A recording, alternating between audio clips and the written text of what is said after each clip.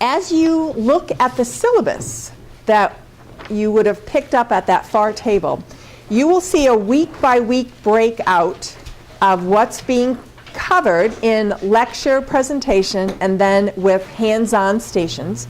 And you'll see the little pages on the right. And being a former teacher, I used to say, please read. And we know how that went over with high school kids, but I can't tell you, it really is vital that you take the time to read, only because when you start hearing the words up here, if you don't have an idea of what they're talking about, you miss so much. So it's certainly my expectation that you read. It's the other instructor's expectation that you read, just so that we're at least on the same page. So take the time to at least take a look at the stuff before we cover it in class. There, in some publication, I can't tell you which one, and it doesn't even matter, someone asked new beekeepers after their first year, what were the 5 things that you learned? And there were a number of responses, some which just didn't light up for me. But I did take the time to itemize a couple that I thought were poignant. And I've only done this for 3 years. And so a number of these types of responses I could really identify with. So I wanted to share them with you just as we kick off the night. Even with the help of a mentor, I should have gone to more bee club meetings to prepare to understand the complexity of hive management. Can't underscore that enough. The 6 weeks that we give you here is just barely a foundation. It's a whole nother story when you're standing there at your hive and those little girls are buzzing and you're looking at a frame and saying, what in heaven's name is this? And so, but that's the kind of thing that you will get at the hive opening. So the schedule is out in one of the little flyers. Just be cognizant of when they are, and I can't encourage you enough to attend because you will learn oodles and oodles at those types of gatherings. No matter how many books you read, nothing goes according to plan. Just because bees can sting doesn't mean they will. And the reason that's important is that people will ask, should I wear gloves? And we'll talk about wearing gloves or not wearing gloves. But I will tell you from experience, there are times when I will go into a hive gloveless, and they don't sting. And there are times when you go into a hive, and they do. So I just thought that was a kind of a cute statement. Keep good notes. We will underscore that time and time again. Last year I used my computer, and I tend not to spend a lot of time on a computer, but I did make a point of going in when I worked a hive, and it was so valuable to me. Because with 10, 11, 12 hives, half the time I couldn't keep track of who got fed, who didn't, where was the problem.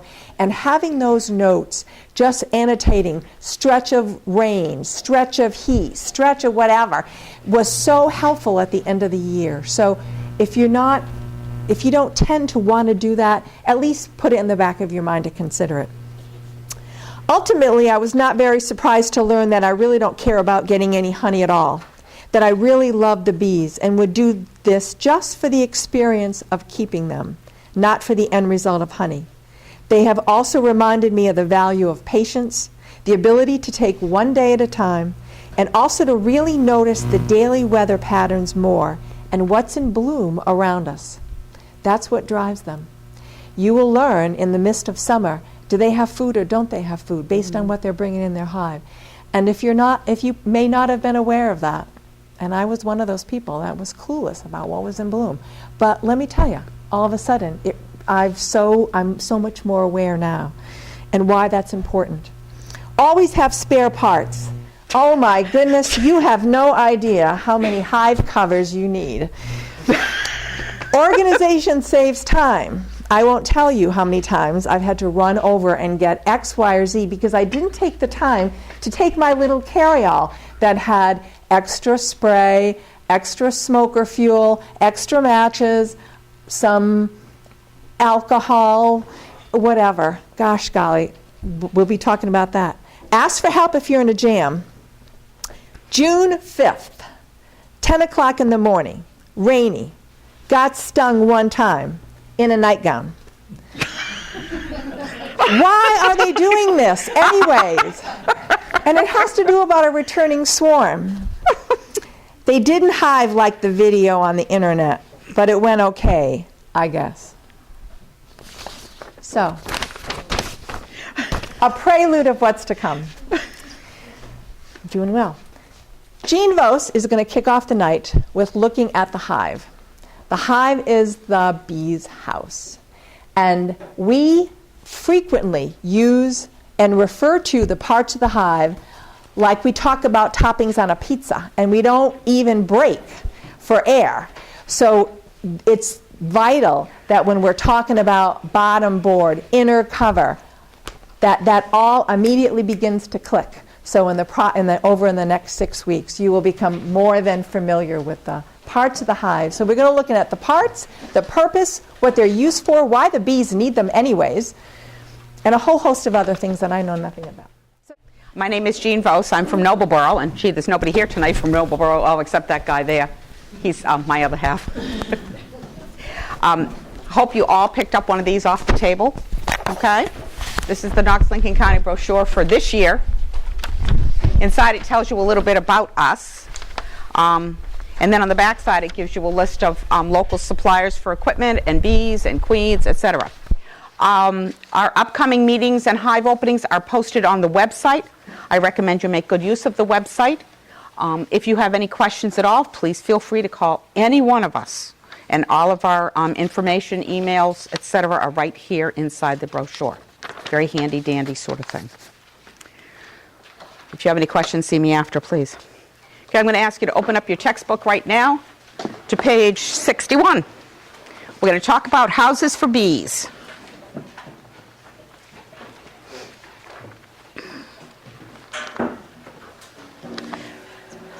Up until about the 1880s, this was pretty much commonly the beehive that was used here in America. This is called a bee skep, S-K-E-P. This one's screened on the bottom because I don't want to find interesting little critters in the spring. I use this as a decorative sort of thing, and most people do now. They are not legal in this country. They are not legal in any state that I'm aware of anyway. And I asked Tony Jadzak, our state apiarist, and he said, no. The reason being is when they make their comb inside this, it hangs from the top down, and you can't get it out. And the only way you can harvest is to kill your bees. So probably not a really good idea, but you also can't check it for disease. Whereas you have the movable frame hives, which is Langstroth hive, where you can take them out and look, and that's why. Mr. Langstroth developed this hive sometime in the 1880s. I don't recall the exact date. You can always look it up online if you want to, if you're into dates, etc., like I'm not. Now, if you turn the page to 62, I'm going to build that hive you see right there. The only difference, and what I'm surprised they didn't update this book, is where you'll see at the bottom. We're going to start from the bottom, folks, from the hive stand up. It says hive stand, bottom board, slatted rack. Well, not many of us use slatted racks anymore, but I think we do have one if you want to look at it. And the bottom board and the hive stand now have been combined into a screened bottom board. You do want to have something that gets your hive off the ground. A couple of concrete blocks will do it. If you're handy and you build, you can make a wooden hive stand. We recommend 12 inches off the ground. Skunks love bees. Jane's skunks adore her bees. She's shaking her head. What happens is the skunks come up in the middle of the night. They scratch here or in the front of the hive. All the bees run out and they put them on the ground and eat them. So it's very important that you get it up high. So when it's up high, they have to reach up to do that, and the bees come out and get their tummy. Or you can get pieces of carpet or pieces of board and put nails through them, and you put them down in front of the hives with the nails up. I have to be very careful when I go help Jane with her hives. I have to watch where I step. So this is a screened bottom board, like this. The white thing you see is called a debris board, or a mite detection board. And actually the book gives a pretty good description of everything except this. This is specifically developed once the Varroa mite hit the scene. Varroa mites you'll learn about more as we go through it. They're a parasite of the bees right now, similar to a tick on a dog. It's a lot more deeper than that, but that's enough for tonight. So what happens is when the mites do fall off bees, and they do, they go down through this lovely little screen, and in the summer you run it without the debris board. So where do you think those mites go? They go down into the ground, and they can't get back up and get on the bees. a solid bottom board, they fall on the bottom board, bees come in and they just attach themselves and they go right back up into the hive again. So this has been a really good help for Varroa mites. And this is one of our IPM or management techniques for Varroa. So this is your screen bottom board. We recommend using Langstroth movable frame hives. There are lots of other kinds of different hives out there. There are top bar hives now out there. There's the 8-frame Langstroth. This is a Langstroth hive. And Peter will demonstrate, show you in his corner, the 8-frame. A lot of folks are moving over to 8-frame and medium depth because they're not as heavy. A full one of these full deeps, full of honey, let's say it's all full of honey, you're talking almost 120 pounds. I don't know about you folks, but I can't lift that. Never have been able to. Full of bees, which is what these are. These are brood boxes. Full of bees, it runs close to 100 pounds. So, ladies, if you're using deeps and you want to examine or look at your hives, we'll show you how to do it. But I take out 5 frames before I start moving these around because they are just too heavy. These are empty. So, here's box 1. This is where your bees live. When you get your hive, this is what you're going to install your hive in. You're going to install it in a deep box. This is called a hive body or a brood box. What do they call it in the book? Oh, good, a brood chamber. It's always nice when they use the same terms I do. Okay, so this is a brood chamber. There's 10 frames in here. Unless you're using an 8-frame, you never run less than 10 frames in your brood boxes. And the frames have little ears. You can see them here and here. Put together, they give you perfect bee space, which is 3/8 of an inch. If you give them more than 3/8 of an inch, they will fill it with comb, and they will fill it with beeswax. If you give them less than 3/8, they will put it all together, and you will never get it apart. This is plastic foundation. The frames come empty.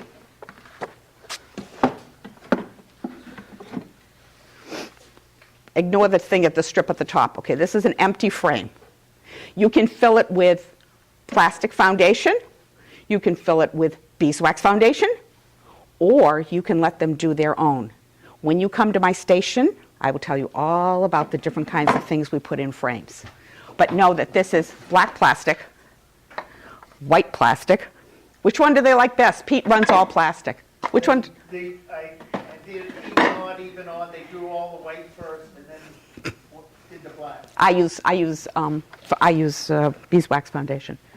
This is part of the IPM program. This is green for drones. It's imprinted. So is the plastic. It's imprinted with cells. The bees make their own beeswax. The bees draw out the frame so that you end up with something like this. This is not drawn out yet or just started. This is somewhat drawn out. Oh, this is foundationless, but see how they draw it out? They make that themselves. Some people give them a sheet of foundation or a sheet of plastic, but they make their own beeswax and they draw it out themselves. That to me is one of the most awesome things I learned about bees. So after you install them, you need to feed them. Bees need to eat, and what we give them is sugar water. And I think you picked up, what did they do with it? It's a sheet that shows you how to make, talks about making sugar water for bees.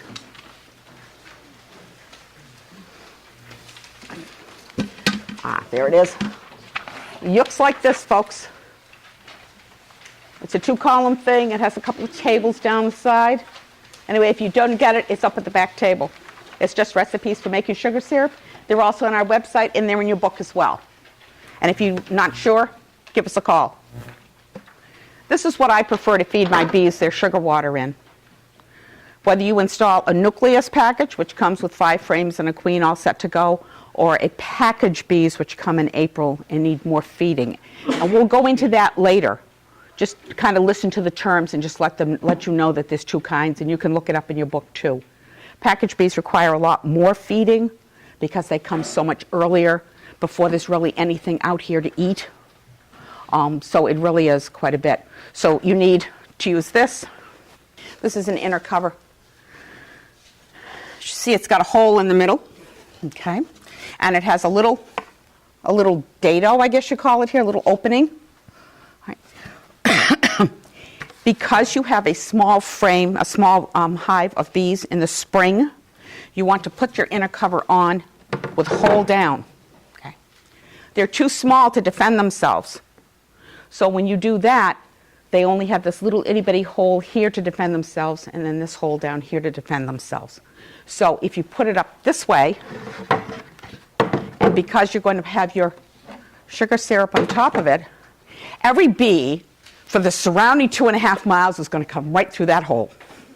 And they're going to eat that sugar syrup, and these girls are not going to be able to defend them. So that's why we recommend that you put it down. Okay, so I'm feeding, and wow, what are they doing with all the sugar syrup? Gosh, I seem to be making an awful lot of sugar syrup. Well, they use it to draw out the frames that you're going to give them. You'd much rather them using the sugar syrup to draw that foundation out than you would to have them use the nectar that they're bringing in. Remember, they need nectar and pollen to feed bees. That's what they feed their babies. So you don't want them to use that, because if they do that, the queen will not lay as many eggs as she should. The queen lays eggs based on how many bees she has in the hive to take care of her babies and how much, how much food is coming in, so that they know how much. And this is a collective intelligence, beehives. It's not, oh, the queen runs everything. The queen is sort of the head in that she has queen substance smell. Every hive has a different one. And she also lays all the eggs. But the hive takes care of her. She doesn't feed herself. She doesn't groom herself. She doesn't take care of her poops. They do all of that for her. All she does is lay 2,000 eggs a day in the summer. That's all she does. So you've installed your bees here in their frames, and you feeding, and they filled out. We call it filled out. When they draw all these out, we call it filled out. 7 or 8 of the 10 frames that are in here. You know, they work from the middle, so this one's empty, and this one's empty. Oh, I should also say that we count from right to left, frames, 1, 2, 3, 4, etc. to 10. So you're going to take out 1 and 10. You're going to move 2 and 3 over, 7, 8, and 9 over, and you can put these empty ones in here. Then, and only then, you add your next hive body. You don't want them to think they don't have room. When bees don't have room, they do a natural division called swarming, where the old queen leaves the hive with about half the bees. And they leave behind queen cells, and I'll show you some of those when you come up, so that they have a new queen. But it slows down the production of your hive. Now, okay, so you're not in it for the honey, okay? You're in it for the pollination. All right, that's okay too. And there are people that say, oh, it's not the honey, it's the bees. Well, it is the bees. But if they don't make honey, they don't survive the winter. So you really want to make sure that there is enough bees in there to make honey for you for the winter. You want to keep a full box of honey on in the winter. That's about 100 pounds. Here comes, geez, Peter, I'm not tall enough.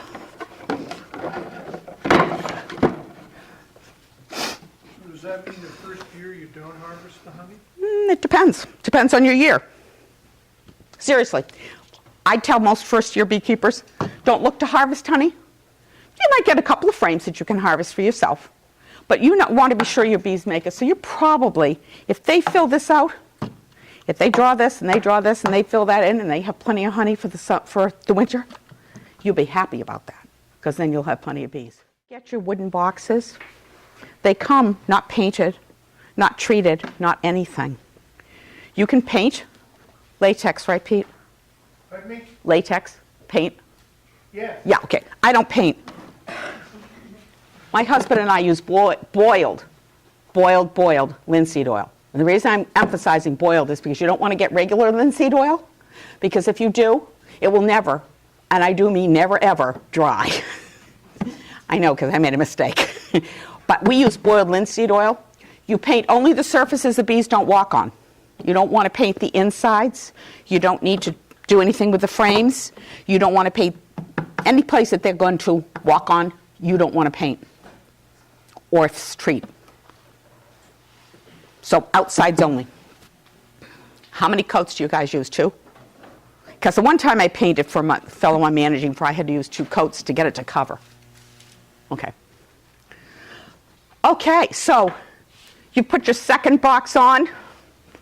Your second box on that has empty frames with whether you're doing foundationless or plastic or whatever, and they're going to draw that out too. You're still going to feed. Going to feed until they stop taking it or until everything's drawn out. Okay. If it's a good year, if they fill this all up, then you can put on a honey super. This is what they make the honey for us in. A honey super. Hive stand with a screen bottom board, brood box or hive body, brood box, honey super. I use shallows. A lot of people go into all mediums, and you can use mediums also for your honey supers. See the holes? There's one on the other side of this too. These are auger holes. It's a nice way to provide ventilation for your bees. It gets wicked hot in here. I tell you, in the middle of summer, that big cluster of bees, it's July, you got somewhere around 80,000 bees inside there in July. That's a lot of bees. A lot of heat when it's 90 degrees. A lot of heat even when it's 85 degrees. So they need ventilation, so we give them ventilation. They also need a nearby supply of water, whether that's the local little stream right there in front of your apiary, which thankfully Jane has, which is nice. Her site is beautiful. She has plenty of water. Or you use another way of giving them water. Because I have children next door, I don't want my bees to go to their kiddie pool. I don't want my bees to go 2 miles down the street to my neighbor's above ground pool. You know, bees are nice, and you know what? I don't care if it's yellow jackets, it's your bees if they sting. So try to keep them to home. There's a variety of different kinds of feeders for just sugar syrup and medications and stuff, but this is my favorite. These are Boardmans for water. I don't feed sugar syrup in them, I don't feed medications in them, I just feed water. This is the standard old-fashioned Boardman feeder. I'll show you in a minute how it goes in, but you can see it's a glass. I brought plastic, but I use glass. And it has a cover that has perforated holes, so the bees can put their tongues up, and they can get the water. Okay? And then these are just 2 others. These are opaque, which is nice if you need to feed some medication and it's like still warm out and the bees will come down to the front of the entrance to get it. This is a 1 quart, and this is the 2 quart. And these are kind of fun. And again, these fit in the front. I'll show you. I'm going to use this one because it's what I'm used to. This is my best friend, hive tool. There's a couple of different kinds out there. This is the first one we used. And then I have a different kind there too.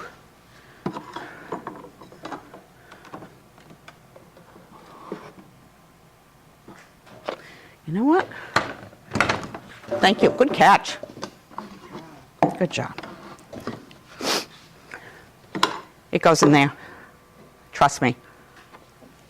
I'll break it down when it's not so heavy. Yeah. When I get it down, I'll put it in again. But it goes in here, and it sits here. And the other thing I didn't put in because I don't have enough room in this hive is the entrance reducer.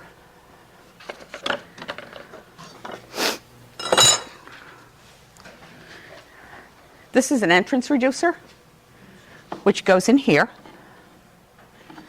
And it's to cut down the size of the entrance. In the spring when you're first installed, and then again over winter. This is the size, the small one that you're going to use. And it goes in like this, so that the opening is up, and the wooden piece is down. In the winter, bees die, and they fall down to the bottom. And if the bees are clustered up here, they aren't going to come down and do their housekeeping duties until it's nice and warm and they go out again. But sometimes they do need to come down to get out. So the bees can build up behind this and they can climb up and over them and get out. So that's why. And then come later spring, you'll have it like this with a bigger side up. And then by midsummer, everybody's a little different. I pull mine out. But you can always pull it out just a little bit. Give them a little bit entrance, and at night if it's getting cold, you know how it is, like sometimes in summer or early fall, it gets really cold. You want to close it up again. You swing it like it's a door. I saw you standing up. You swing it like it's a door. But this is an entrance reducer. Easy to make for you guys that are woodworkers. Ask my husband, I think he's made hundreds of them. Okay, so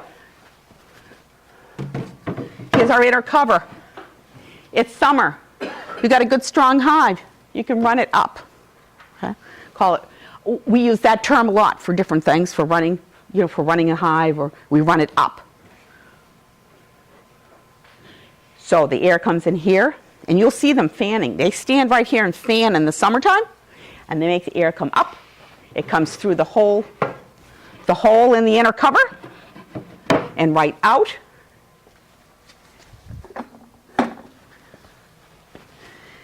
And you finish it off with this top cover. Goes right up on top.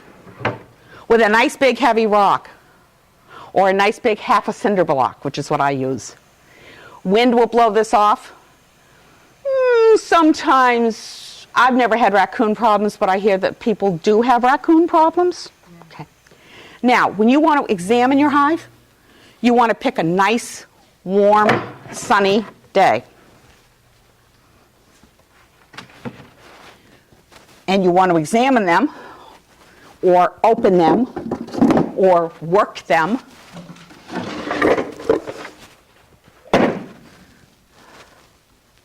Between 10 and 3 or 4. Again, it depends on your day. I mean, if it's absolutely gorgeous at 11 o'clock and you've got the time and you want to take a peek at what's going on, that's a perfect time to open your hive. But you don't stand in front of it. You don't do this. Why do you think you wouldn't do that? Yeah, you tell me. Because they come right on out the front. Right, what would I be doing? Getting in their way. You'd be blocking it up. I would. What do you think they'd do? Come out and sting you. You got it. They would indeed. They do. They take a dim view if you're doing that, let me tell you. Always work from the side or from the back.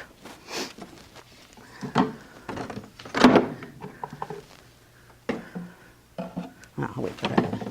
There it is. Absolutely essential, smoker. Absolutely essential, hive tool. This is a hobby like any other hobby, folks, honestly. You could spend $1 bazillion on bee equipment, but you really, really, really don't need to. A hive tool. Or a screwdriver. Does the same thing. This is a different kind of hive tool. I kind of like it because it's a combination of this and my screwdriver, because I can use the hook to pick up the frames. Just nice to have. But you don't have to, but you need something. In the winter, after you get it buttoned up, I put on my mouse guard to keep my mice out. The first night, it's hitting 40 and below. I don't want mice living in that hive over winter. And the bees will go up in the upper bodies, so they won't even know the mouse is there. And they make a mess. And it smells, and it's nasty, and you really have to get rid of everything where they've lived. It's pretty awful. And this just staples. When you put your entrance reducer in with a small side up, you just put this over the hole and staple it right here. It's really simple. Actually, sometimes when I install packages in the spring, April 13th they come in this year, it's pretty cold at night. So I'll put in an entrance reducer with a small side up, like this. And then I will put in the mouse guard over it, like that. Won't hurt anything. They can get in and out. There's plenty of room for the bees to go in and out of this. What is this? What size is this? What? Quarter inch. That's half inch, isn't it? Whatever it is. I'm not good at this, you guys. I just do what I'm told to do. No, I'm kidding. You could use a bee brush, they're nice, but a big wad of weeds will do the same thing. We use this to brush bees off the frames, sometimes just to encourage them to go someplace else. Maybe if you're looking for the queen or you're looking for something special in on your frame, you just gently brush. So you would just gently brush like this. And it's very soft. It's very, very, very soft, actually. Smoker, hive tool, gloves. Optional after you've had some experience. This is never optional in my book. There are older beekeepers who don't wear veils and don't wear gloves. And you don't have to get a bee suit. You can use a long sleeve shirt. But you can't go without a veil of some sort. It could be one of those mosquito veil things. I don't care. Because bees like openings, noses, ears. And it's not pretty if you get stung on the face. It's not pretty. And it could be dangerous. When I go down to work my apiary, smells. Don't use hairspray, ladies and gentlemen. Aftershave. Perfume. It upsets them. It irritates them. Wait a minute. And you don't want to eat a banana that morning for breakfast. Banana oil gives off a pheromone or a smell substance, which is an alarm substance. Once they sting, that's the substance that's given off when they sting, and it tells the rest of the bees, this is where you need to sting, something's after us, and this is the alarm. I had 2 young men working near my apiary last year. One of them's a beekeeper's son. And he said, something's wrong with these bees, they're coming after us. I said, well, then get out of there, come on, let's talk. Sure enough, both boys had a banana. I mean, and they were like from here to the door away from the hives. It was enough. Jewelry, too. You don't want to wear rings. I mean, if you take a sting on your finger, and then your finger will swell, because that's a normal reaction, it swells, you want to be able to get that ring off. So I don't wear rings when I go down either.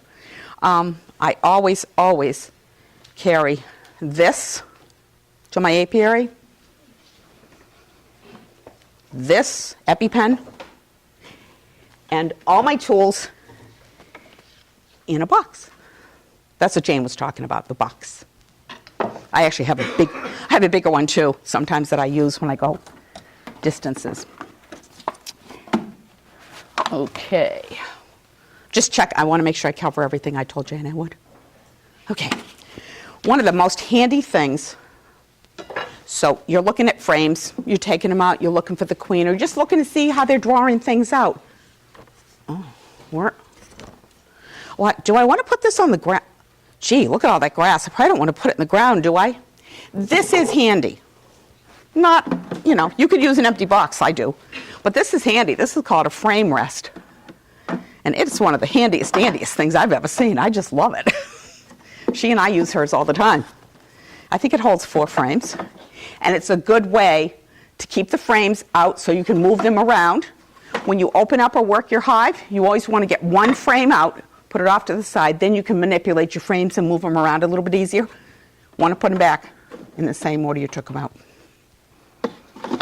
Unless you're moving things for a reason. You're moving them because you want them to draw out the outside frames. You're moving them because in the honey box, everything is, say this is your honey boxes. All the middle frames are all capped over with nice ripe honey ready to go. But the frames off to the side here aren't quite that good yet. That's when you would manipulate frames, move those more empty ones into the middle. Okay. But normally, down in your brood boxes, unless you have a really good reason, you don't move frames around at all. How am I doing? Just making sure I'm not forgetting anything. Okay. Good day, nice and warm. Sun is out. You're in your suit, you're in your veil, you're all set to go. You got your smoker lit, and Jane's going to show you how to light a smoker tonight. Outside. That's why she's outside and we're inside. This is your standard smoker. Take off the top. You put your materials in there to light. She'll show you how. In fact, you all picked up a handout too, I think, by about how to light your smoker, and you puffy and get it going, and then you cover it. And she'll talk to you too about hot smoke and cooler smoke. I decided I would try to work without gloves one day. Dick was with me when I did this, because I had worked without gloves a couple of days before that when I had the club at the house showing them how to open a hive, and I couldn't get my gloves on because it was so hot and sweaty. So I went without them, and John Webster's in the back, and he said, "Oh, this may be a first. Maybe we'll start a trend here. No gloves." I thought, well, why not? People don't use gloves. So I got my smoker going, and Dick and I are down there. We're all sitting there, I went psh, psh, like this, and they came up and got me. I mean, I just had 10 stings on my hand. Well, when I got all iced down, I said, oh, no wonder. It was hot. It wasn't cool. Oh, and when you're all done, you don't want to dump this out because it's hot, but you want to stop it from smoking and stop it from burning. Just use a cork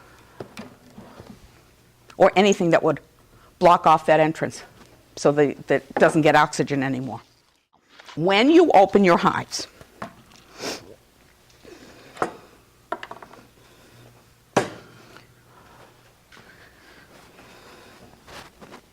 I'm just going to pretend that this is the top cover because it's too much for me to lift, Pete. It's too much for me to lift. It's all right. Got your smoker going.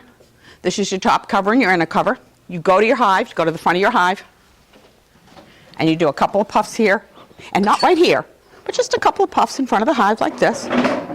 Gets the smoke in there. Then you take off the top cover, lift up your inner cover, and I usually use my hive tool to do this. Lift up the inner cover, just a little bit. Okay, now, just leave it for a few seconds, 30 seconds maybe. Get your hive tool ready, get stuff like that ready. Okay, then you're ready to take the top off your hive. Okay. So, you take the inner cover off, put it off to one side for a minute, and you've got, I'm not going to need that, Pete. So you've got 2 boxes, okay? You don't want to work the top box down, because once you start working in the top box, it sends an alarm signal all the way through your hive. So when you get down to the bottom box, they are not happy. So take off your top box. Now there are bees, by the way. There are bees around. Good day, they're just around. You don't need to get upset. They're just there, unless they start to sting. But generally they don't. You opened up their house. Everything's dark. You took off the top covers. Oh, wow, it's dark, it's light. What's going on? And they're going to come out to see what's going on. So you take off the top box. Now, these bees are over here. You're not going to look at them for a few minutes. But now they're wide open, aren't they? There's all sorts of light there. You don't think they're not upset? Of course they are. You want them to quiet down, you just put a towel over them. Then you can look at this hive. You can work this. Now, I've used inner covers to do this. It doesn't work nearly as nicely as an old bath towel, a beach towel, a bath towel, just something that covers it. It gets dark again, and I use a dark color. It gets it dark, gets it quiet. They're over there by themselves. You're over here. So you examine this one. Take your towel and put it over here. Get them to calm down while you look at this box. When you're ready to put them back together again, very gently pull this from the back, and there will be no bees on top of these frames. You'll be able to pick this right up, put it right back down without squishing anybody. Very important point, not to squish people. People, yeah. By the way, they are just insects, but they're my bees. When you're going into this box, Yeah. beyond the curiosity factor, what would What- likely be some of the work you'd be doing? Well, I'll be looking to see if they've drawn out the frames that you've given them, because you all are. Just quickly, I'm going to just ask a quick question. Raise your hands if you have bees now. Okay, not too many. Oh, John, you don't count back there. How many of you are brand new, never been in a hive, never seen a bee, can't wait to get started? All right. All right. Awesome. That's great. Okay. So primarily, I'm talking to brand new beekeepers. Okay. You're looking, initially after you install your bees, You're looking to see that they're drawing out the frames with the beeswax, because they can't use them like this. There's no way they're storing honey or baby bees or pollen or nectar until they draw them out so that you have some comb to do some storage in. So it's really important that they do that, and you feed them. And you have to feed them to get them to do that, because they need that to make the beeswax. And actually, the sugar syrup stimulates their beeswax gland that's located on their abdomen. So that's the first, just a sec. Hold your question, because I will come right to you. So that's the first thing you're looking for, is brand new beekeepers I just installed. So when you install your package of bees, there's a whole step process that you go through. But you do need to look at them after 4 or 5 days to make sure the queen is out. And then you need to check them every week. And you do need to check your nukes every week too. Saturday, Friday, whenever is convenient for you. You're looking to be sure that, check their sugar syrup levels. You're looking to be sure that they're drawing out the frames. You might be moving some around to be sure that they draw them out adequately. And you're looking to see when you need to add that second brood chamber. Your question. I did, oh good. I love it when that happens. Okay, so those are the things you're looking for initially. You're also at the same time looking to see, well, everybody wants to find the queen, right? Yeah, you're trying to find your queen. Initially, that's pretty simple because you don't have so many bees in the hive as you do, like, you know, those of us that have overwintered hives that are going to have 50, 60,000 bees right in April. But you'll get very good at seeing her after a while. But the thing is, if you really want to see your queen, you smoke little bits, not great big bits. Queens run ahead of the smoke, and it makes them go down, it makes them go over. So if you want to isolate a queen, I always start from the outside. Generally speaking, not always, but generally, she is not on the outside frames. So you can take those out and then work towards the middle. Excuse me. Somebody ask me a question, please. Yes. Would other bees join the hive? Other honeybees? Yes. Yes, other honeybees can join the hive. Generally speaking, they don't, because every hive, remember, the queen has her own scent. That's that hive's scent, and they are different. And if you're going to do 2 hives in a row together, and we do recommend you start with 2 if you can, we recommend probably 4 to 5. Well, mine are what, 3 feet, Dick, on that hive stand? The two hives on the hive stand, what's that, 3 feet? It's the width of this plus about like that. So 2 of my hives are this far apart on a hive stand that Dick made, wooden.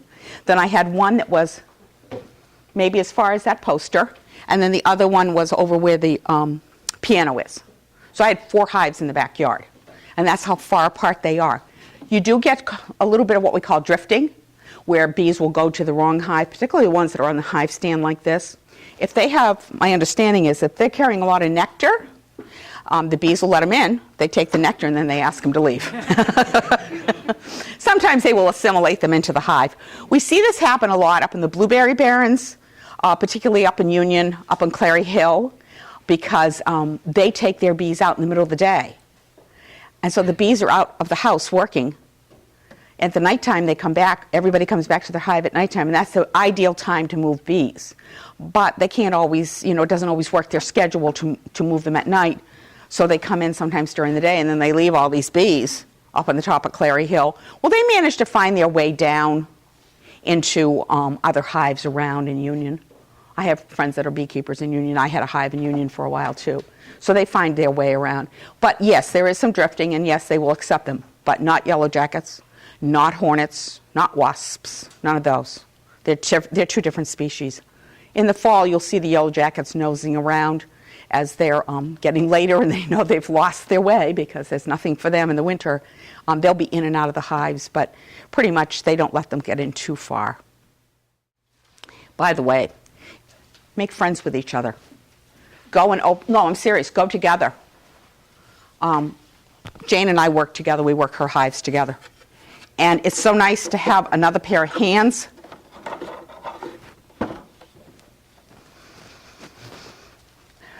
And another pair of eyes, huh, Jane? Okay. So this is what it looks like inside when you've got all 10 frames in there. And what Jane's talking about is after about a month or so, and especially if you've got a hive that you've had for a really long time, you've got all these frames, they're all drawn out, you know, so they all have beeswax in them. And the bees make something called propolis.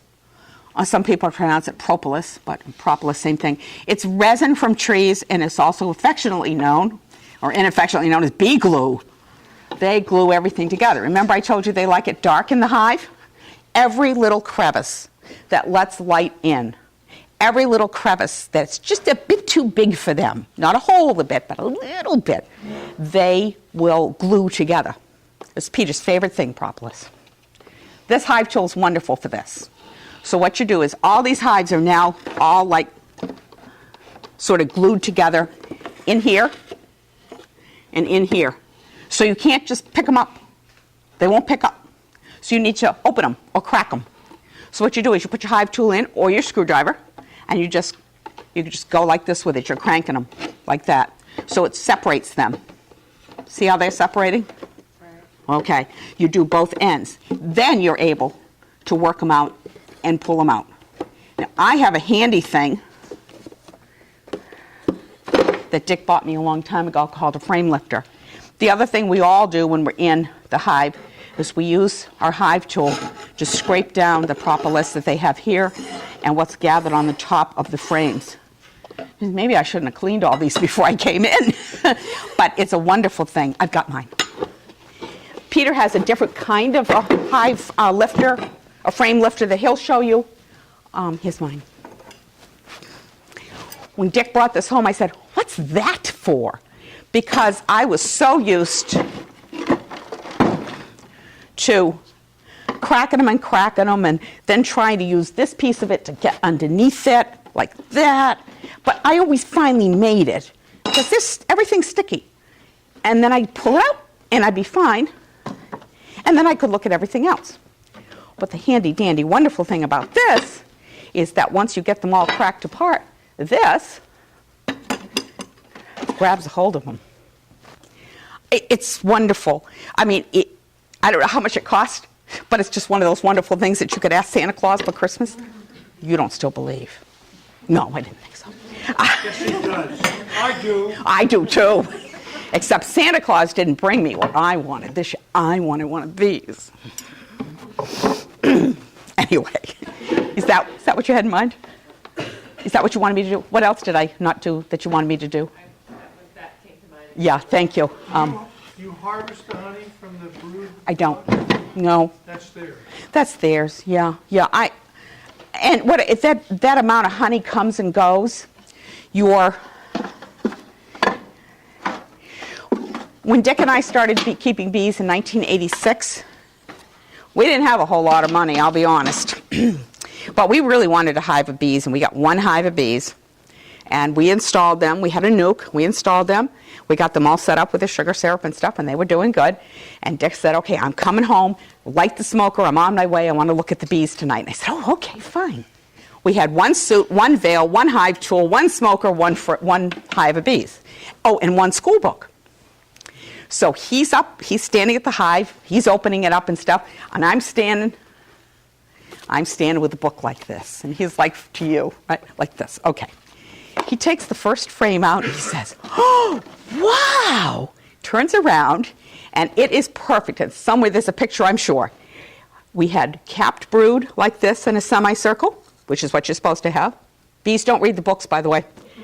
With pollen on the outside edges, with honey, and that. I think Peter's got a frame up there that'll show us that. And he turns around, he says, "Look at that!" I went, "Wow, oh, it's just like the book." And he said, "Okay," and he turns it down. Well, as he's getting out the next frame, now remember, I don't have on a bee suit, I don't have on a veil, because we can only afford one. They started after me. I went, oh, so I'm back. Anyway, I left. So Dick turns around, he says, "Look at this one." "Where'd she go?" I was halfway down the driveway. So, any other questions? Well, when, let's say, you have to clean the box, I mean. In what way clean? You've indicated that, the bees will build up the formations they need, Yep. and then what? You just leave it there indefinitely? Oh, yeah. We do rotate, excuse me a sec. We recommend you rotate your brood frames. These are called, in the brood boxes or the hive boxes, these are called brood frames. We recommend you rotate them every 3 to 5 years. So when you're building them, you want to put your date on them, the year date. Like for you folks, it'll be 2013. And you can tell. So you take one out every 3 years and put in a brand new one? This is ready to be recycled. This is from my hive. It's ready to be recycled. I would wait on this one till next year. This one's okay. Bees tend to like darker comb for brood. But see how dark this is? They don't wipe their feet when they come through the front door. I mean, keep trying to get them to do that, but they just don't do it. Plus the fact they've raised bees in this, and they've stored pollen and nectar in it, and they've used it. And over time, it can harbor some viruses, only for bees. They're bee viruses, believe it or not. There are such a thing.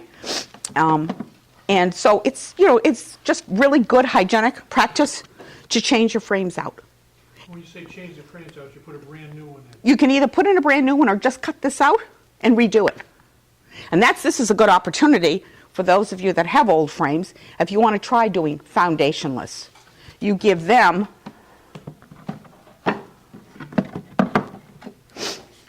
this is the same frame, same size frame, but instead of putting a full sheet of foundation in it, like this is a full sheet of foundation. So instead of putting that in it, you just put a little bit in it, and you put it in the hive, and they will draw it down. And that's, oh, sorry, wrong frame. That's what they've started to do here. So this is part of your record keeping? Yes, it is. And if you write on the top of it the year that you made it, it makes it even easier for you. Then you can just put them all in 1 year.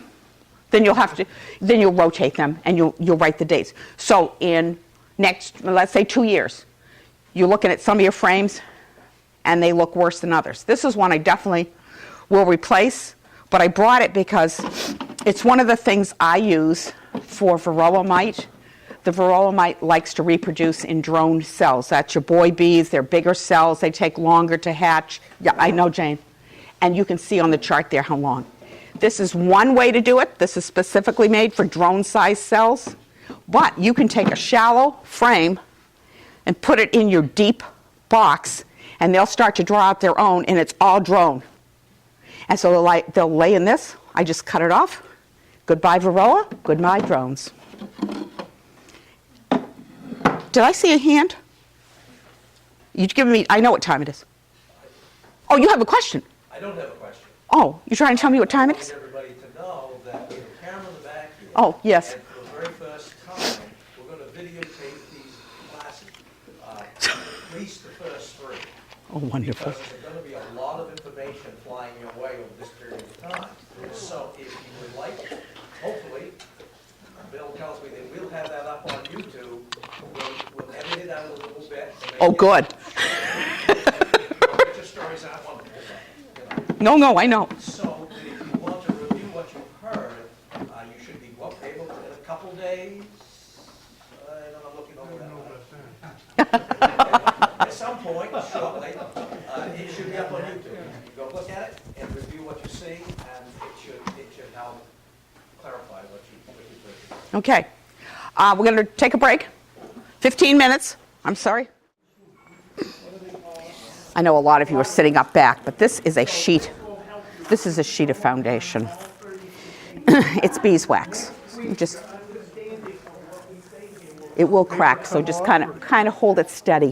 What they do, the manufacturers, and you have catalogs and such that you picked up tonight, they they melt it down, and then they put it through a press. It's a roller, actually, and it rolls that out and it cuts it to different shapes. It cuts it to this is a shallow frame, or it cuts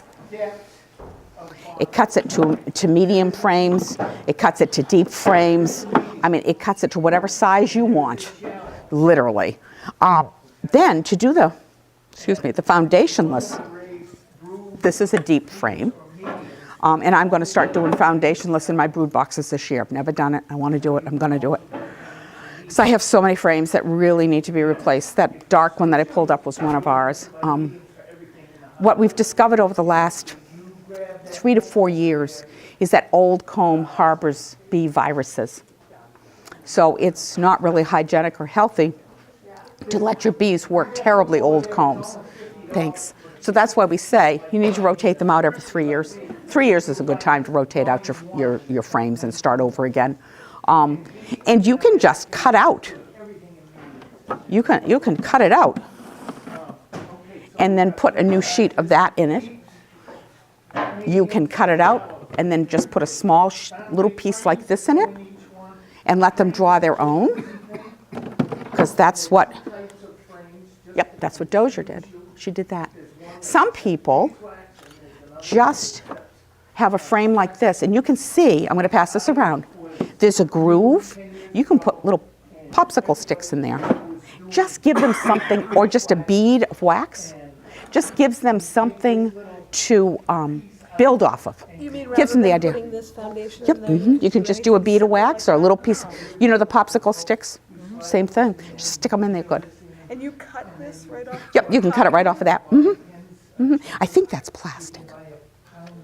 Yeah, it is plastic. So a Yep. frame only needs about that 1 inch of starch. If you want to have them do the foundationless, otherwise you would take that empty frame and put a piece of foundation in it. And we will be having a workshop on how to build frames and boxes. Do you find one of these is better than the other for the bees? Or they, I don't use plastic. okay. That's all I'm going to say. What do you do with the material you take out? When you take this out, I throw it. what do you do with it? I throw it. Throw it. Yeah, it's really, I mean, you can melt it down, just a sec. You can melt it down, but to use it, you would have to strain it and strain it and strain it and strain it. And since depending upon what you're going to use it for too, you know? You could use it for hand cream and such like that. I wouldn't try it for candles because it will be dark, but it would be okay for hand cream if you wanted to make hand cream. Nothing that you would eat. If you wanted to use it for soap, maybe. I like something a little bit cleaner. When we cut the cappings off to extract, we cut the cappings off the... Okay, this is a shallow frame. Let's say this is full of honey. And you'll see he has teaching frames over there. They'll show you what a whole frame of honey looks like. But know that it's drawn out to the edges here.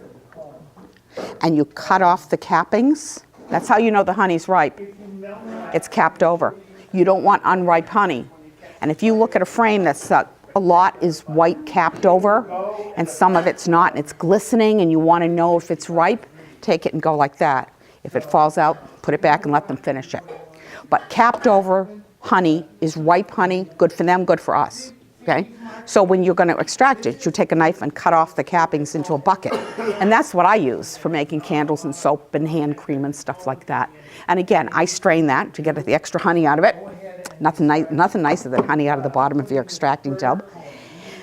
And then we rinse it in water and we put it hang it out to dry in cheesecloth. And then we heat it in water, watching it every moment because it's terribly flammable. And then just keep cleaning it and cleaning it. And that's another whole process, and I could teach another whole class on that. But I have a question right there. So how much longer does it take for the bees to build their own foundation? I mean, No longer than, as long as you're feeding them, no longer than just to draw out the foundation. Sheep. So you do it the natural way, basically? Well, this is natural. Yeah. I mean, if you don't put a little piece of foundation in there, and I don't think she did. This is not my frame. This belongs to one of our members. She loaned it to me because I haven't, other than giving them one of these and letting them draw it out, and they will draw this out the same depth as the deep one.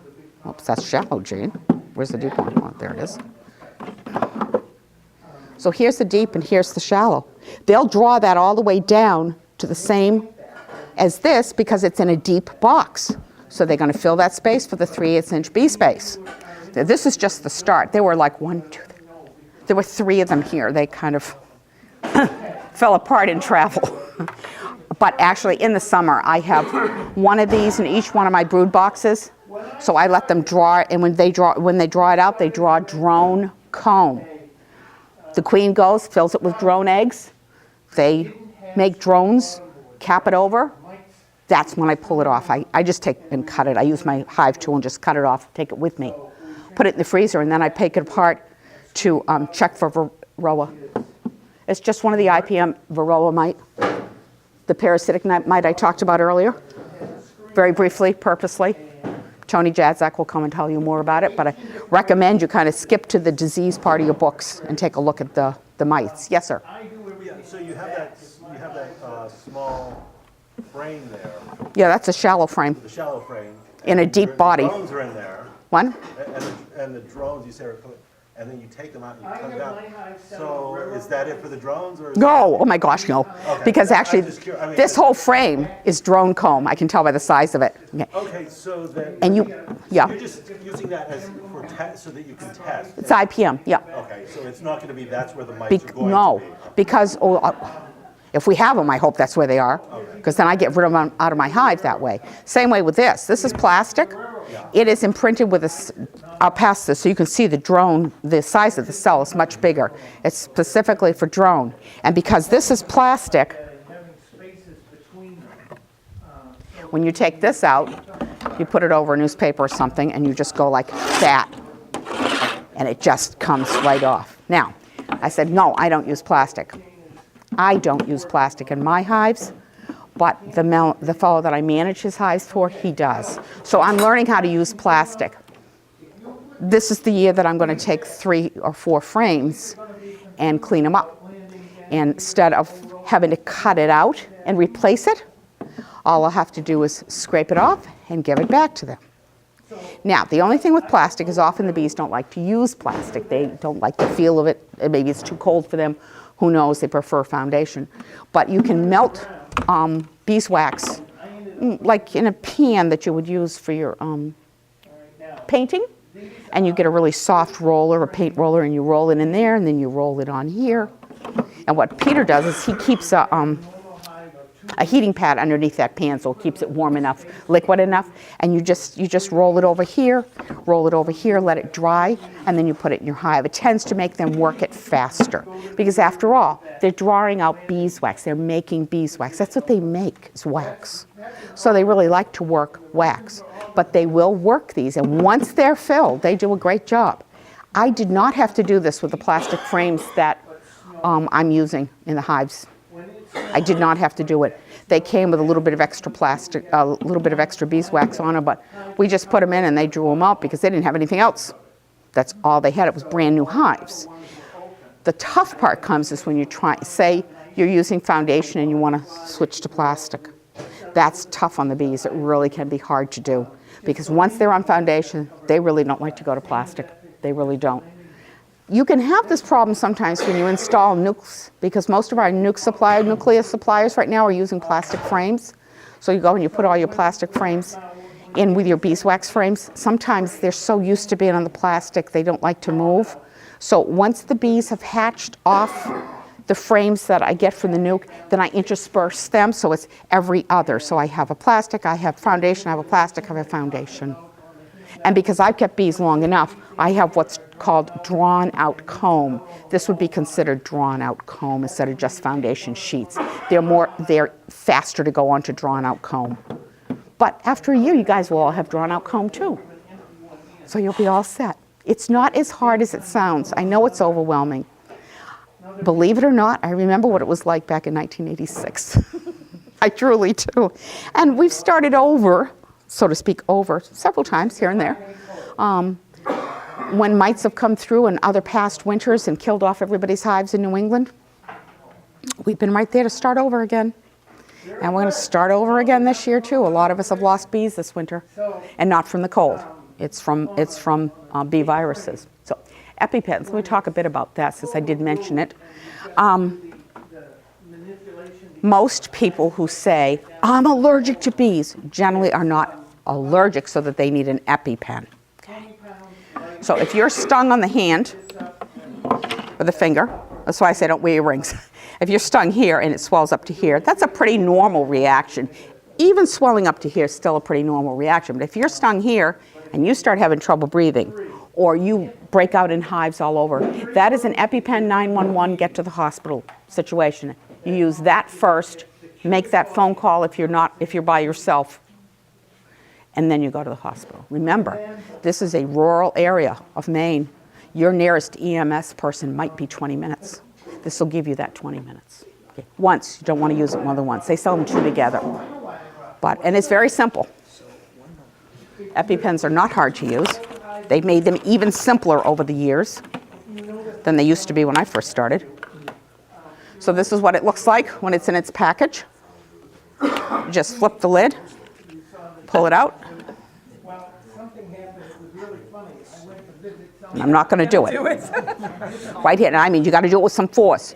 You can't just go like that. You got to go on the biggest, thickest piece of the thigh you can find, not the arm, not the butt, the thigh, because it gets into the system faster that way. You're a nurse? No, but I have EpiPens. You have EpiPens. Okay, why do you have EpiPens? Not for bees. Okay, good. I'm a nurse. Do you need a prescription for that? Yes, and they are pricey. Just heads up, they are pricey. So if you have a friend you're keeping bees with, the two of you go in together on it. Then you both have one. We generally don't, and these come with a training one, so you can try it out first. We don't have hive openings without an EpiPen around. Just as a precautionary measure. You know, you might come with a friend. Okay? Maybe you don't know that friend's allergic. Maybe that friend doesn't know. Okay. And just because you've been a beekeeper for a long, long time, and say, oh gosh, I've been stung lots and lots and lots of times, I've never had a problem.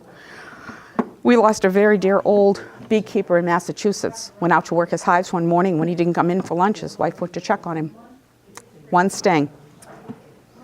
He had that reaction and he couldn't get it. And that's why I don't go anywhere down to the bees without this. Dick makes me carry it now.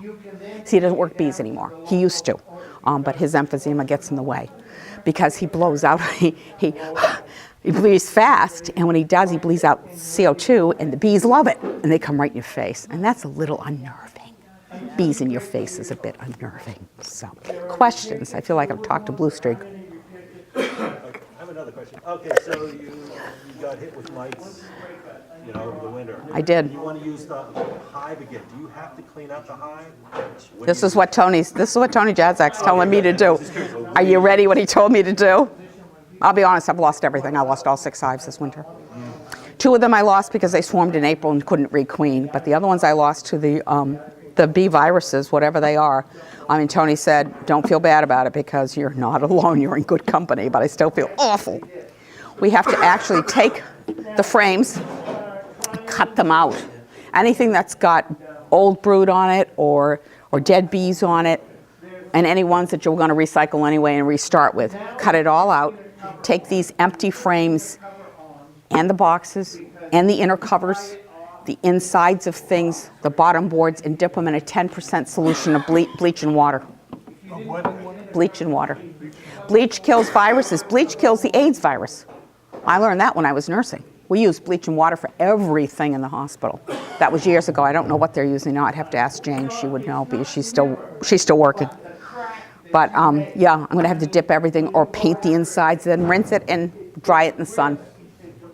That's 6 hives worth. I'm going to be busy. Anybody want to come help? What about using vinegar? For what? Cleaning bacterial. Vinegar doesn't kill viruses like bleach does, no. No. Yeah, but doesn't bleach have unwanted substances in it? It may, but there's going to be no bees touching it because you're going to rinse it thoroughly afterwards and then air dry it in the sun. And the sun should take care of the rest of it. Yeah, I don't anticipate a problem. I will tell you that when I make my sugar syrup, because sugar syrup, when you leave it in the container, oh, I should have cleaned that better. Just close it. I put a dollop of apple cider vinegar in it. It helps with the mold because it's sugar and water and it molds. If they don't take it lickety-split, it'll mold. I'm not going to talk much about medications. Tony will be covering that later. There's a variety of medications you can use. There's a lot of different ways now that we're managing our hives for the mites, and I encourage you to look those up and also to listen to us. This is one way, by doing this and cutting off the drone. My little frame like this is another way. Powdered sugar dusting, where you actually you put a window screen. We actually use one of these. This is an old medication shim, and you can attach window screen to the bottom of it, okay? And you put your powdered sugar on it, and then you brush it like this, and it goes down on the bees. Now, this is only good for adult bees. This doesn't get into your cells where the larvae are, where the mites are, but the adult mites are also on the adult bees. So what it does is it covers the adult bees, and they groom each other, sort of like this, excuse me, and it grooms off the mites. That's what's so nice about the screen bottom board. And they go all the way through, and they go all the way down, and they can't get to the bees. These medication shims are handy too in the summer, like on top of your, you have 2 deeps, your brood box. This is nice to put on top of the brood box when you put your honey super on. It gives them another place to come in, but it gives them a little bit more aeration than you take it off for winter because it's too much aeration for winter. Depending upon what you're feeding or what you're medicating with, if you're using soft or hard chemicals, we sometimes will use one of these medication shims. I only medicate with my honey supers for me off. There are a couple of preparations that say you don't need to take your honey supers off. I still do. I just do. But you can use this to give them a little bit of space between where the medications are on top of the frames and the top cover. 3 minutes? Okay. Good, that's easy. Questions? We have 3 minutes. Oh, yes, ma'am. Commercial potted sugar, or is there? Oh yeah, just what I use to make frosting with. Yep. Okay. No problem. Even that little bit of cornstarch doesn't bother them. Okay. No. And they sometimes will. Yeah, sometimes they will eat a little bit of it, but it's not enough. And they've done studies on it, and they've said no, it's perfectly safe to use for bees. Yes, ma'am. Do you say cut off the drone? I do. Do you just mean This. When they draw, I wish I had a frame with it. drone doesn't mean drone bees? Oh, yeah, it does mean drone bees. It means drone larvae. Trust me, they make enough drones. They can spare this. And they drive them out anyway, don't they? Well, in the fall, but they need them during the summer. Oh yeah, they need them during the summer. Although they don't do any work in the hive, they give us a genetic and bio and diversity that you need. So, but what they do is they'll draw this out, almost that long too, and it comes down like this. It's not straight, it's squared. It's like this, all full of drone, all capped over. That's when you cut it off and take it away. Inside all that, if you have mites, will be mites developing on the larva for the drone, because that's the mite's preferred area to reproduce. I encourage you to read about Varroa mites. It's the biggest pest we have, and they've just discovered over the last couple of years, not only do they drop the resistance of the bees to the naturally occurring bee viruses, they actually vector the viruses. When they bite the bees, they give them the virus. And that's what took our hives this winter, is all that. So they're very nasty pests. They're one of the worst pests we've seen. And now I'm all done. We have the only bee woodenware factory in the east, in New England, just up here in Windsor. And on Saturday the 23rd, we're all invited to go up and buy stuff. And there will be prices, the likes of which you won't find anywhere else. So as you go through the catalogs, you can look at the woodenware prices, but I guarantee you, because you drive the 29 miles up there, you save shipping. And there are some really good deals on. They had some boxes last year that they were trying to sell quickly and they didn't, so they're still for sale. So when I started beekeeping, we weren't into the screen bottom board for the Varroa control yet. We just had what's called reverse bottom board. And nobody's ever told me what to do with the other side of it. Nobody. I've never seen what you do with the other side of it. So you don't paint the side the bees are on. So we'll go with that one. And that goes down on the bottom. And then we came up with this screen bottom board. And it can come out both sides, but I do everything from the back. And because that's open, that you would be Mr. Sunshine right there. All right? And I work everything from the back on my hives. My hives are on railroad ties so that you can stand there like a human being. The railroad ties are right to my knees, so I do very little bending. They're 8 feet long. You can space between them. When the screen bottom boards came around, the question came up, okay, now, if we put that there, there's a rather large hole. So what do? Well, the first smart person told me, well, you turn it around and you put that there. Well, there's still a small one, so fill it in with a piece of wood or duct tape or something. And now you start building the hive. If you are going to use medium depths, and there are 3 depths. Jean is over there with a deep. And these are all mediums. You see the difference in size? And then up top for the honey, you put the shallows. So those are the 3 different sizes of boxes. So your bottom box is large, your next box is medium, and your top boxes from then on are narrow? Is that what you're saying? The brood boxes are usually 2 deep, and you put honey supers or honey shallows on top. But then the bad back syndrome came up, and you can substitute 3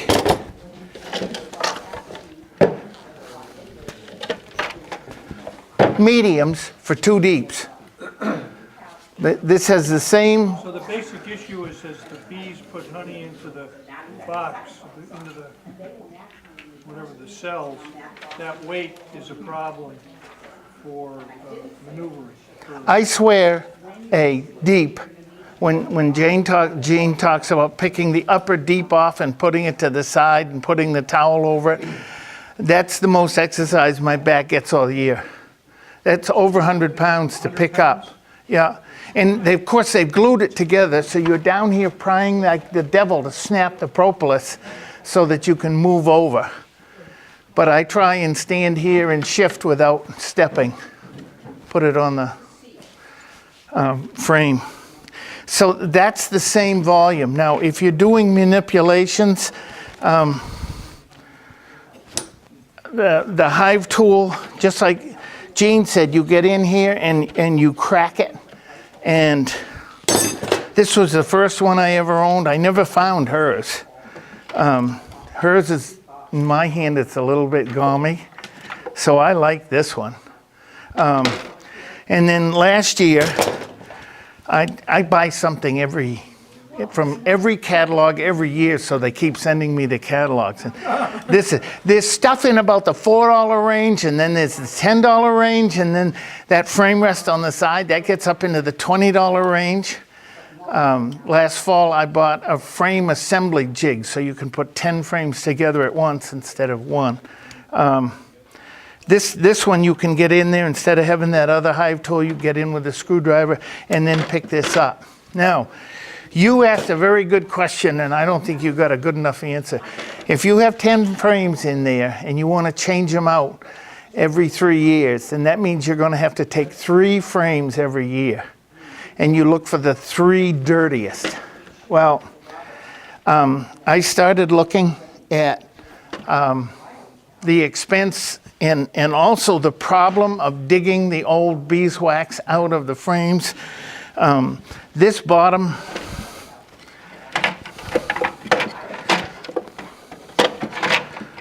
I don't have any beeswax. This bottom groove, there is a unique special tool to get the beeswax out of there. If you don't get it out, you can't put new beeswax foundation back in there. The other thing is, I was watching what... Cleaning it up, excuse me, when you're cleaning it up, you're taking that whole area out, right? This whole center, the inside of the boundary, this side of the wood Yes, I'm not saying what I want to say. yes you are. Everything inside the frame Comes out. comes out. And And her comment was that then you're gonna take that frame and you're gonna put bleach and water on it, and then you're gonna put it in the sun so that you cleared out the mites. Yeah, is that, am I? no, there are very few mites left on a frame once you tear the old beeswax out of it. You've been reading, very good. No, I've been listening, but I. No, I don't think anybody said bleach tonight. She did? Okay, I missed her. Do the her hives because they would. Okay. So, when I have crappy foundation in there now, I just take a hive tool and I literally just scrape that off. I'm going to have a mess here, aren't I? And then you can take that to a pressure washer and blow it off.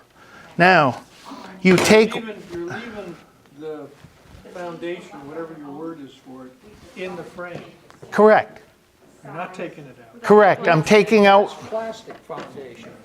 Plastic. You can't do what I just did with beeswax.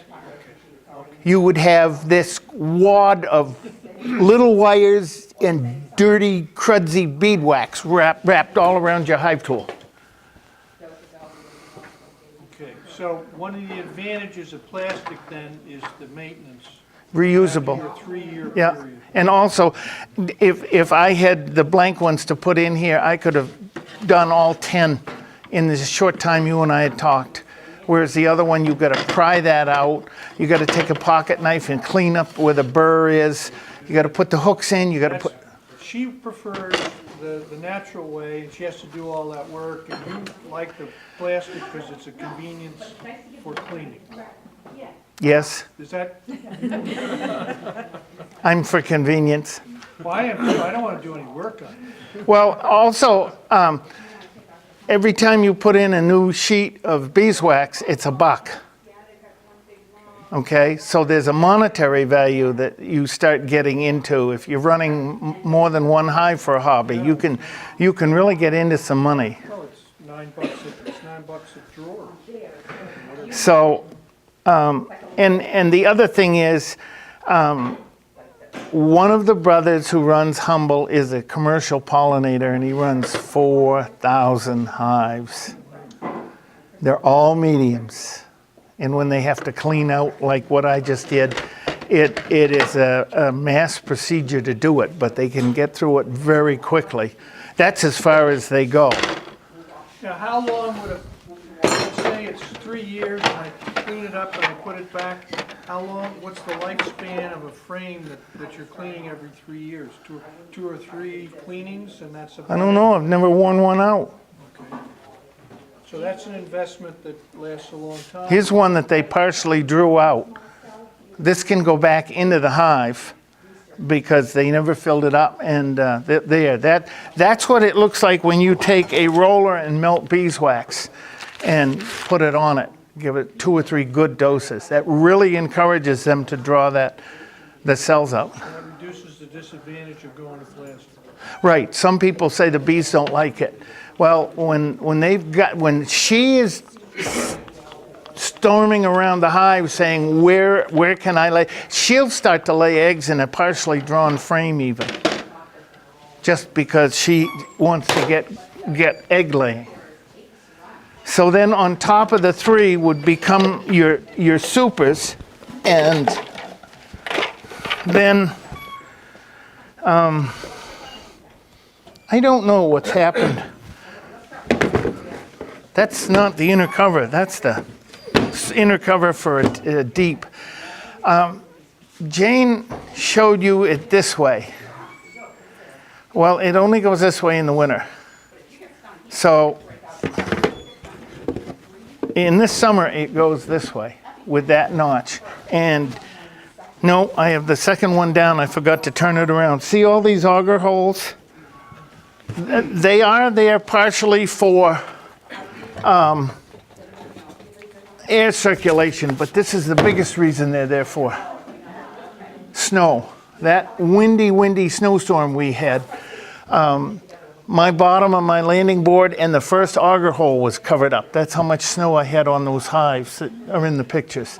But once we had a sunny morning, they were flying, doing cleansing flights. They won't poop inside the hive.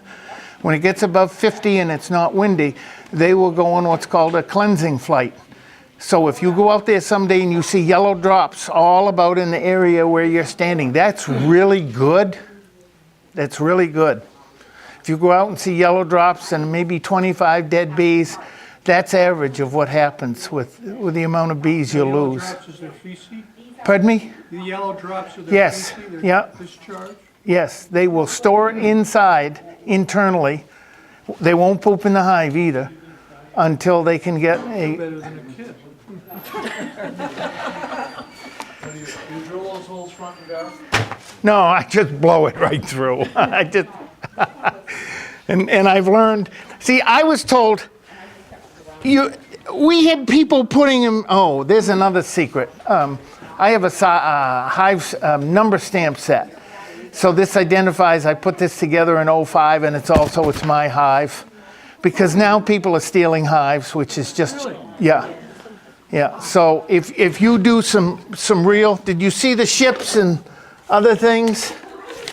Yeah, I put a sailing ship on one and a shooting star on the other. That deters people from doing anything stupid because you've got them marked. The man up in Norwich Walk, I guess he lost 25 or 30 nuclear hives. And that's a lot of money. They're at least 110 apiece. Yeah. So here's the propolis that they're talking about. And we know it's worth money. When you come, where is it? When you come in the summertime to get that outer cover off, you want to get a little smoke in. You smoke the entrance, and you want to get this up and smoke a little under here. And the smoke makes the bees go back to the primal instinct of they're on fire. They run to the open honey cells, gorge on honey, and they can't bend over and sting you when their honey stomach is full of honey. So I smoke them and then give them 4 or 5 minutes to fill their honey stomachs. But to get this top off, sometimes you really have to sock it, and there will be a report because you are breaking this glue, this bee glue. And I know it's worth money because all the magazines advertise they will buy propolis from you. And you come up and smell this, and it's there. See, there's a nice patch right there. It's red in color, and it's a combination of eastern white pine and popple. That's what that smells like to me. There's something in here that science is working on. There's something in... Glue? What? Because it's a great glue? Well, it acts as a glue, but there's some antibiotics in there that we don't understand yet. The Indians did, yes. Oh, okay. So in the wintertime, because you want to keep circulation going in the hive, the other picture of the horseshoe, where did that go?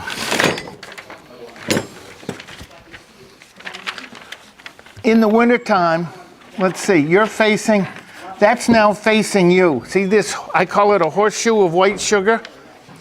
That's all it is. It's a horseshoe of white sugar. And that goes right around here.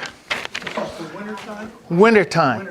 You hopefully have left them with enough honey so that they won't starve out. But this horseshoe of honey, it's right around here, and then you very carefully, white sugar. White sugar. You put that on, and just to show you, what's very interesting is, see this small notch right here? Under the telescoping cover, there's a very small notch. That allows the air to come out from underneath this inner cover, out of that little rectangle, and go outdoors. So when you put this on top, you want to make sure after it sinks down that you get back up here and scooch it forward so that you've got that airspace. So, first warm day in February, 50 degrees, sunshine, no wind. 50 degrees, sunshine, no wind on the hive. You go in there and pop it open, and you can look very quick. Oh, too many. I want to get that. I want to see if they've eaten any of that white sugar. When did you put the sugar on? When I put them to bed in December. Okay? When I close. Basically, your early warning system that they need food. You got it. If you see the nibbles. Now this was taken on March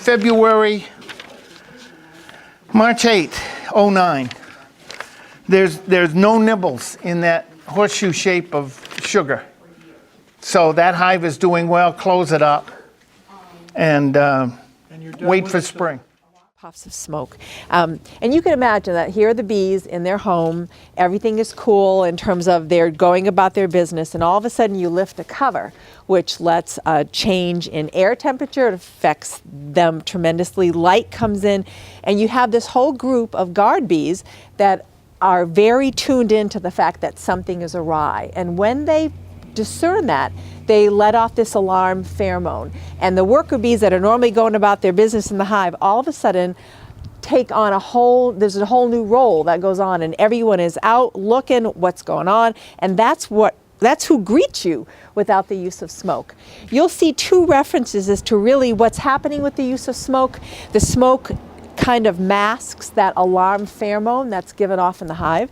And the other thing you'll read about bees that have hives out in the wild, the idea that smoke indicates fire, which means danger, and the bees go into the center of the hive so that they can eat quickly before they leave. And so that's, again, another reference to the use of smoke. So two really the same type of smoker. One is taller than the other. I started with this smoker, ended up going to this one as my number of hives grew and I needed a smoker that lasted me a longer period of time. I just made the switch to the larger Max Sand. I just get so much more burn time out of this.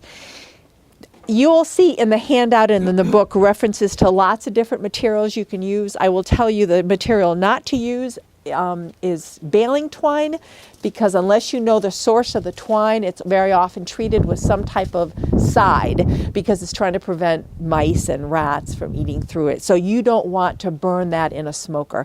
Pine needles are everywhere and they're free, and I like the burn of pine. I think it's probably one of the cooler smokes. You can use lint from your dryer. You can use, Peter brought some shavings. People have used corn cobs, any variety of materials that burn. But the thing that you need to be watchful for is how hot is the smoke getting. People were using wood pellets. And I actually did use wood pellets a few times, and it's a little tricky because, again, it burned too hot for me. But that's another option that you can use, because that's just... The difference in burn temperature, this is obvious if you stick your fingers in front of it. And we're going to, yeah, absolutely. Okay. Boy, the smoke is hot versus cool, and you really want a cool smoke, okay? So I just simply start with just half a piece of paper or whatever I've got handy.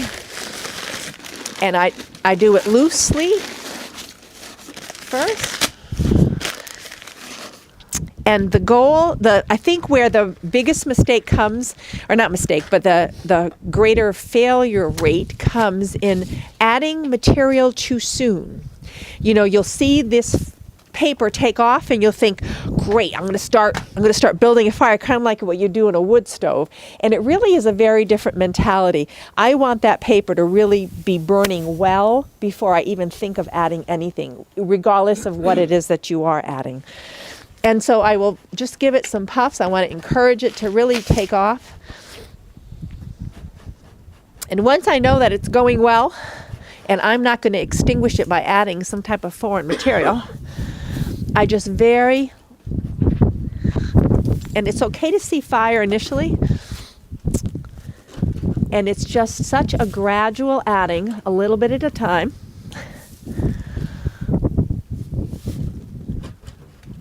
It's a cool smoke, I can feel it. Seriously? Clean up the mess I made here.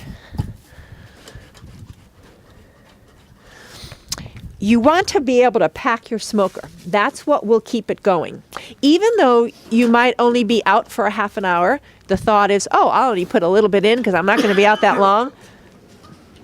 Never happens that way. You're always out way longer than you ever dreamed of.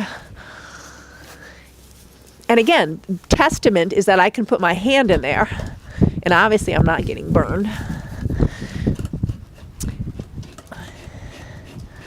And I would just simply continue to pack this until I couldn't pack it anymore, right up to the very top.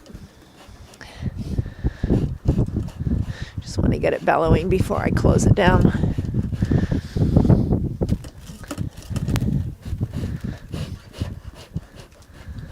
All right.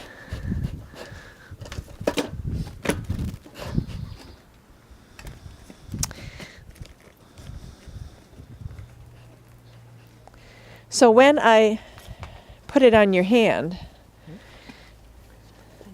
you should be able to feel that there's very little heat coming from that at all. And that's when they reference cool smoke. That's exactly what they're talking about. Yeah. Now, what's interesting is that the temperature of the smoke will change depending on, as I mentioned, whatever it is that you use. So if you're using a whole bunch of tiny tinders and wood, this is going to be much hotter than something like pine needles. If you find that the smoke, you're all set to go, right? You got all your equipment, you're there, and you feel it. You test it before you put it on the hive, and you find that it's too warm, get some grass, just a couple handfuls of green grass. Lift this open, put it on the top.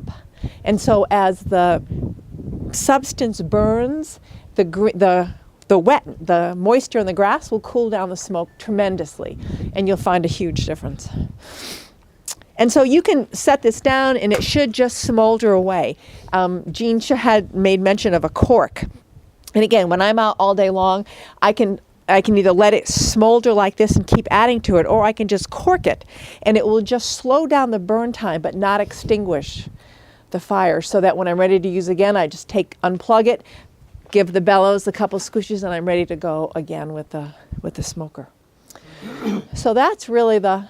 How about the commercial fuels? Are they worth it at all? I mean, I personally wouldn't. It's pretty easy. Absolutely. And you will see in some of the magazines, I mean, you see these things that they're big, they look like, not like a screw gun, but it's a whole unit. It's like this big thing that you use. It's really not necessary. It's something as simple as pine needles work just great. So you're more than welcome to try it, or if you're all freezing and want to go in, that's fine. But I would encourage you, though, really, even before you have bees or you're thinking of doing this, just every once in a while when you think of it, start it up. I mean, just go ahead and build, get the smoker going, because there is a knack to it. I mean, I know people say, oh, make it so easy. But I will tell you that the first year, it was just so frustrating. I'd get it going, I'd go in, 15 minutes later, it would be out. I mean, literally out. So practice with it until you get it. But that's all there is to it.